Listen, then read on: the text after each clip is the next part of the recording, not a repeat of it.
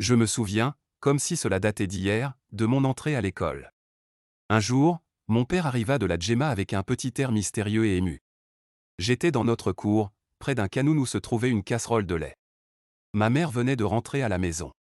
Elle allait prendre une pincée de sel et une mode de couscous, pour préparer mon déjeuner du matin. Je dois préciser, d'ailleurs, que pareil déjeuner ne m'était accordé qu'exceptionnellement. Il fallait, pour cela, la conjonction de plusieurs circonstances, d'abord avoir du couscous, du lait, ensuite choisir le moment, attendre notamment l'absence de ma petite sœur, car elle aurait revendiqué sa part de l'aubaine, ce qui aurait obligé ma mère à augmenter la dose commune ou à exciter notre gourmandise sans la satisfaire complètement. Donc, ce matin-là, toutes les conditions étant réunies, j'étais là, seul, face à la casserole, les yeux encore pleins de sommeil, mais le ventre parfaitement éveillé. Hélas! Il était écrit, sans doute, que j'apprendrais de bonne heure que certaines choses coupent l'appétit.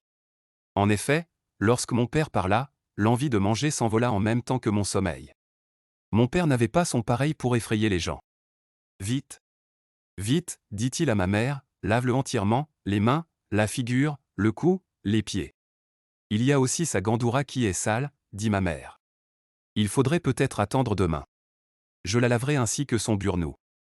Vous pensez si j'ouvris les oreilles à cette proposition? Demain, toutes les places seront prises. Et puis, il ne faut pas commencer l'école par des absences. Dépêchons-nous. Je fus débarbouillé en hâte 5 minutes après.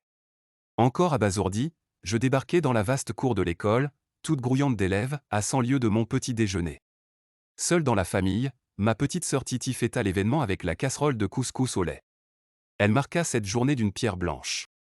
Ma première journée de classe, ma première semaine et même ma première année ont laissé dans ma mémoire très peu de traces. J'ai beau fouiller parmi mes souvenirs, je ne retrouve rien de clair.